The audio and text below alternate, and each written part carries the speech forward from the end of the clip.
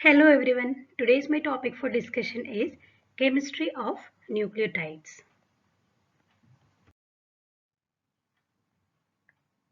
As we all know, the functions of nucleic acid, which are the transmitters of genetic information, DNA, deoxyribonucleic acid, which is a chemical basis of heredity, maintaining the identity of different species of organism, and all the cellular functions are under the control of DNA. And this DNA, which is organized into genes, the fundamental unit of genetic information. So all the genetic information is encoded in a nucleic acid molecule, and the cell interprets this information as a sequence of amino acids in protein and peptide molecules. So these nucleic acids are polymers of a specific sequence of subunits or monomers known as nucleotides. That is why they are also called polynucleotides. So it is mandatory to understand in detail about the chemistry of nucleotides. So nucleic acids are polynucleotide. They are the building blocks of their building blocks are nucleotides. So this nucleic acid DNA, which is present in nuclei, and small amounts are present in mitochondria also. Whereas the another nucleic acid, that is RNA, ribonucleic acid, which is present in cell cytoplasm and 10% in nucleolus. So in today's session, we are going to study in detail about the chemical nature and functions of the nucleotides and nucleic acid. Nucleotides are made up of three structural subunits. They have three characteristic components. The first one is a nitrogen containing base. Nitrogen containing base. It can be either a purine base or pyrimidine base. Second one, a pentose sugar. So either a ribose sugar, which is present in RNA, or 2-deoxyribose, which is present in DNA. And the third component is a phosphate group, which can be either a single phosphate group or multiple phosphate group, depends on the structure.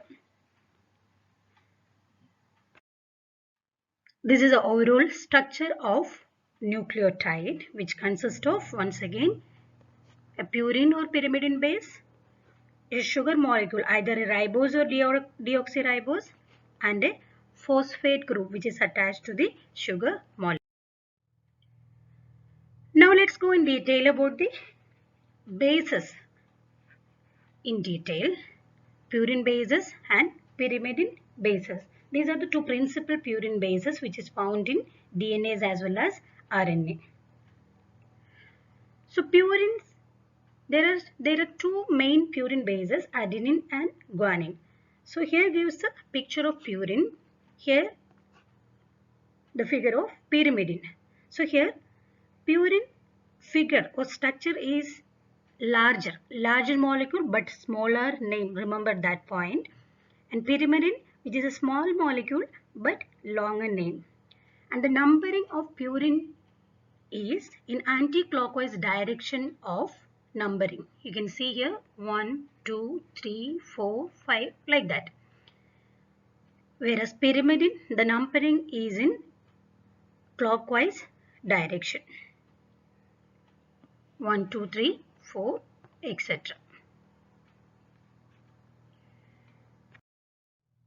So in detail about the bases, purine bases, I said it is adenine and guanine, and pyrimidine bases, it is cytosine, thymine and uracil. So cytosine and uracil are found in RNAs, and cytosine and thymine is present in DNAs. Both the DNA and RNA contain the pyrimidine cytosine, but they differ in their second pyrimidine base. DNA contains, remember, DNA contains thymine, whereas RNA contains uracil. So here gives the figure or structure of purine ring, adenine and guanine. Adenine is 6-aminopurine. This is a basic structure of purine. Adenine is 6-aminopurine, an additional amino group in a purine ring. That is the structure for adenine, 6-aminopurine. And guanine is 2-amino-6-oxypurine. You can differentiate the structural difference between adenine and guanine. Guanine is 2-amino-6-oxypurine and adenine is 6-aminopurine. So once you know the purine ring structure, it is easy for you to understand the structure of adenine and. Now regarding the pyrimidine ring structure. So pyrimidine, larger than name but smaller the structure. So bases are cytosine first, then uracil, then thymine. Cytosine is 2-oxy-4-aminopyrimidine. So in a pyrimidine structure, additionally an oxygen group, additional an oxy group in the second carbon atom, and the fourth carbon atom is replaced with the amino group, that is cytosine, 2-oxy-4-aminopyrimidine. And uracil is 2,4-dioxypyrimidine. Thymine is 2,4-dioxy and 5-methylpyrimidine. So this is regarding the structure in detail of pyrimidine. Now the second component which is present in the nucleotide is a sugar base. So this is a ribose sugar, a 5-carbon sugar which is present in RNA, and in DNA it consists of 2-deoxyribose. Once again, ribonucleotides of RNA contains beta D ribose and deoxyribonucleotides of DNA which contains 2'-deoxy D ribose. Remember, this is present, this sugar is present. Deoxyribose is present in DNA and ribose is present in RNA. So here the next group should be a phosphate group. So before that, a sugar plus a base plus a sugar molecule which is known as nucleoside. When a phosphate group is added to nucleoside only, it will be called as nucleotide. So here gets a picture of a nucleoside, adenine ribonucleoside, which consists of the purine ring as adenine and sugar molecule. So this is known as adenosine. A nucleoside will be always added with INA, adenosine. Then here the second picture is cytosine deoxyribonucleotides, that is deoxycytidine, the nucleoside which is present in DNA, deoxycytidine. So remember, nucleoside is a molecule which consists of a sugar plus a base, either a purine or pyrimidine base, that is known as nucleoside, which does not consist of a phosphate group in its structure. Now this is a structure of nucleotide, sugar plus base plus phosphate group, that also we can say nucleoside plus phosphate group, that is the structural difference between nucleoside and nucleotide, that is here sugar plus purine or pyrimidine base plus phosphate group which gets the structure of a nucleotide. This is structure of deoxyribonucleotide which is present as a nucleotide in DNA, and this is a figure of ribonucleotide which is a structure present in the RNA. So this is a sugar phosphate backbone. The nucleotides are all oriented in the same direction. You can see here, which is the phosphate group is arranged in the same direction. The phosphate group joins the third carbon atom of one sugar to the fifth carbon atom of the next line. So here you can see that third carbon atom of the one sugar and with the next fifth carbon atom of the next line. So like that, the sugar phosphate backbone, the arrangement. Now the bases are added to the first carbon atom. The bases are which added to the first carbon atom. The nitrogenous base which is linked by an N-glycosidic beta N-glycosidic linkage or bond, and this linkage joins the N9 of purine base or N1 of pyrimidine base with the first carbon atom of pentose sugar. Remember, that is a arrangement while adding sugar molecule. That should be the sugar molecule with the base. That should be the arrangement. So here you can see clearly the arrangement of a nucleotide. So phosphate group is added. Then it will be added either with the C1 or C5 of the sugar molecule.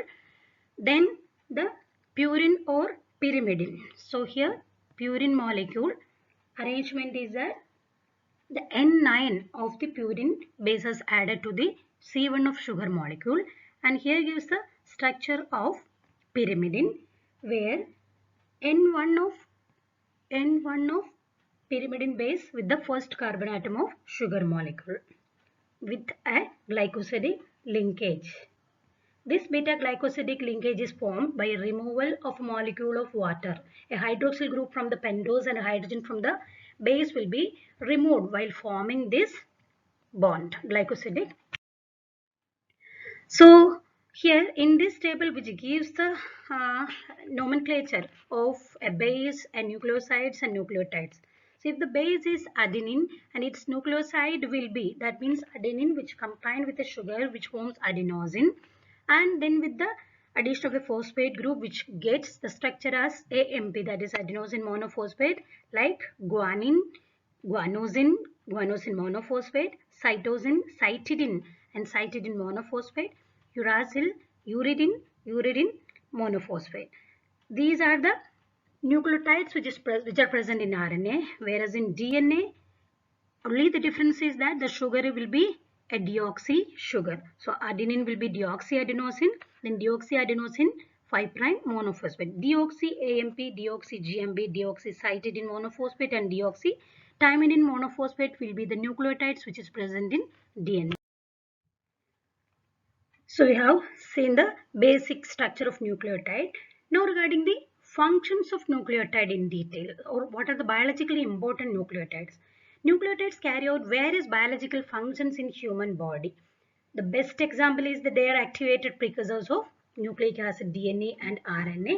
And in addition to that, it has multiple role in human body, like we can say that the nucleotide ATP, adenosine triphosphate, which act as an energy carrier, then component of enzyme cofactors.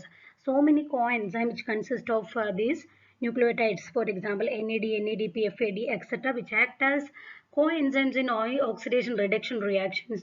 Then some of the nucleotide can be act as a methyl donor, for example SAM, S-adenosyl methionine, which is active form of methionine which contains adenosine as a part of its structure, and this adenosyl can transfer the methyl group to the methyl acceptor. So these are the various functions of nucleotides. Now let's see one by one the biologically important nucleotides. The first one is that ATP. What is ATP? Adenosine triphosphate. You can appreciate the figure of ATP here. The purine base is an adenine, then sugar, deoxy sugar and phosphate group. Multiple phosphate group, it should be minimum 3 phosphate group should be attached to the sugar base. So that is the structure of adenosine triphosphate. Adenine, then nucleoside, adenine plus sugar which gives adenosine, then adenosine monophosphate, a single phosphate group, then double phosphate group added, then adenosine diphosphate and adenosine triphosphate. So ATP, we know that it is a main biological source of energy which involves in many metabolic pathways as a source of energy. So in addition to that and acting as an energy source, it has the other functions like muscle contraction, nerve impulse transmission, etc.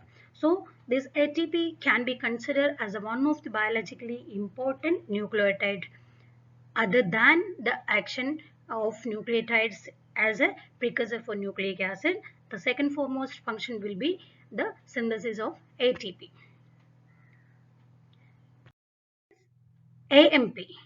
AMP is adenosine monophosphate, which is a component of so many coenzymes like NAD, nicotinamide adenine dinucleotide, nicotinamide adenine dinucleotide phosphate, flavin adenine dinucleotide, coenzyme A, etc. So all these Coenzymes are required for metabolic reactions of biomolecules like carbohydrate, lipid, protein, etc. Specifically NAD, NADP, FAD, etc. act as a coenzyme for oxidation reduction reaction. Next is cyclic AMP. Cyclic AMP is actually which formed from ATP by the action of the enzyme adenylate cyclase enzyme, the reaction which I have not shown here. The cyclic AMP act as a second messenger for many hormonal actions, the hormones which involving in certain metabolic reactions or which regulate the metabolism of certain reaction, where cyclic AMP will be acting as the second messenger. So the hormones like adrenaline or epinephrine, glucagon, thyroid stimulating hormone, then parathyroid hormone, calcitonin, so many, luteinizing hormone, then vasopressin, corticotrophin, etc., etc. So many hormones these AMP require as coenzyme, or sorry, a second messenger for the action. And the next one is GDP or GTP, guanosine diphosphate or guanosine triphosphate. So this guanosine nucleotide participate in the conversion of succinyl coenzyme to succinate. This reaction we are seeing, it is one of the reaction involved in the TCA cycle, which is coupled to the substrate level phosphorylation of GDP to GTP. Here GTP again which is equivalent to ATP energy source. Here a substrate level phosphorylation occurs with the GDP to GTP when the succinyl coenzyme is converted to succinate. And second one, GTP is required for activation of adenylate cyclase by some hormones. Then GTP acts as the energy source for protein synthesis. Next is cyclic GMP. Cyclic GMP, again, it is synthesized from the GTP. Same like cyclic AMP which is synthesized from ATP. Here, cyclic GMP is synthesized from GTP by guanyl cyclase enzyme.